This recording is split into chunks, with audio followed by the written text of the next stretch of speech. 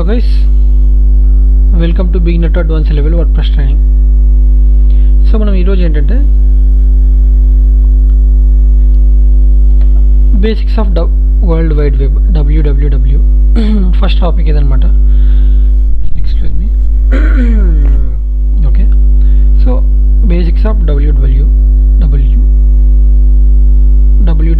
Means ఏంటి? World wide web అనమాట. యాక్చువల్గా ఇదేంటి?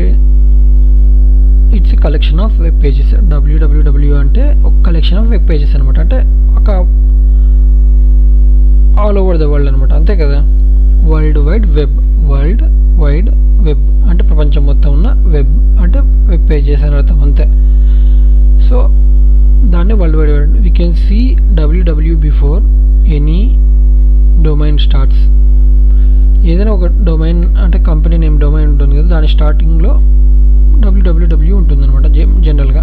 But we can choose we want www or not అంటే మనం సెలెక్ట్ చేసుకోవచ్చు అనమాట, మనకు కావాలా వద్దా అనేది www అనేది. Okay, that is up to use. So ఇప్పుడు మనం దాంట్లోనే ఒకటి నేర్చుకుందాం, చిన్న పాయింట్. డొమైన్ అంటే యాక్చువల్లీ ఒక ఐపీ అడ్రస్ అనమాట మన బిజినెస్కి. ఏదైనా మీరు ఫర్ సపోజ్ నా పేరు రమేష్ కూడా, Ramesh digital marketing, Ramesh digitised, లేకపోతే డిజిటల్ అకాడమీ, ఏదో ఒకటి. నేను ఇప్పుడు నేను టీచ్ చేస్తున్నాను కదా అలాగా. సో రమేష్ డిజిటల్ అకాడమీ ఏదో ఒకటి అలాగా నేను .com అని తీసుకున్నాను అనుకోండి. యాక్చువల్గా మనకి ఫ్రంట్ ఎండ్ కనిపిస్తే ఒక వర్డ్స్ కనబడతాయి, కానీ బ్యాక్ ఎండ్లో నెంబర్స్ ఉంటాయి అనమాట. ఐపీ అడ్రస్ లాగా 123.234 సంథింగ్ ఏదైనా ఉంటాయి కదా ఐపీ అడ్రస్. మీకు ఎప్పుడైనా చూసింటే తెలుస్తుంది. సో ఇది డొమైన్ నేమ్ అనేది ఒక ఐపీ అడ్రస్ అనమాట. యాక్చువల్గా ఇది మనకి SEO గ్లాసరీ కూడా నెక్స్ట్ ఉంది ఈ టాపిక్ తర్వాత. దాంట్లో కూడా డొమైన్ నేమ్ అనేది కూడా ఒక ఇంపార్టెంట్ పాయింట్ అనమాట. ఓకే, అండ్ ఇప్పుడు ఫస్ట్ డొమైన్ నేమ్లో ఏమేమి ఉంటాయి? HTTPS or HTTP. Okay, HTTP or HTTPS ఏమంటారంటే ప్రోటోకాల్ అంటారు. Hyper text transfer protocol. HTTP అంటే ఎస్ అంటే సెక్యూర్ అని అర్థం. ఓకే, ఇంకొక ఇంట్రెస్టింగ్ పాయింట్, మీకు నిన్న ఒక ఇంట్రెస్టింగ్ పాయింట్ చెప్పినట్టే క్లిక్స్ గురించి చెప్పాను నిన్న ఒక ఇంట్రెస్టింగ్ పాయింట్. అలాగనే ఈరోజు HTTPS గురించి ఒక ఇంట్రెస్టింగ్ పాయింట్ అనమాట. ఇది కూడా ఒక ర్యాంకింగ్ ఫ్యాక్టరీ అనమాట. ఓకే, ర్యాంకింగ్ అంటే వేరే వాళ్ళకి లేకుండా మనకు ఉందనుకో, మనకి దానికి ప్రిఫరెన్స్ రావడానికి ఛాన్స్ ఎక్కువ ఉంటుంది. ఓకే, సో అలాగా ఏంటి అంటే HTTP అనేది మ్యాండేటరీ అనమాట, లేకపోతే మన వెబ్సైట్ ర్యాంక్ అవ్వదు.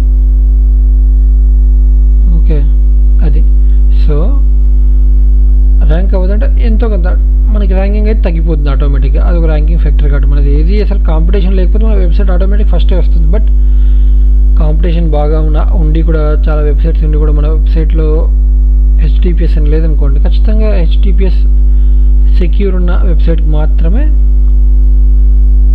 ర్యాంకింగ్ అవుతుంది, అంటే హయ్యర్ ర్యాంకింగ్ అవుతుంది మనకన్నా. ఓకే, ఇంకా నెక్స్ట్ ప్రోగ్రామింగ్ లైన్ అనేది మన బిజినెస్ నేమ్ అనమాట.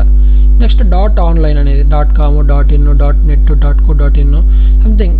అదే యూకేకి అయితే .co.uk అని, యూఎస్ఏకి అయితే .com అని.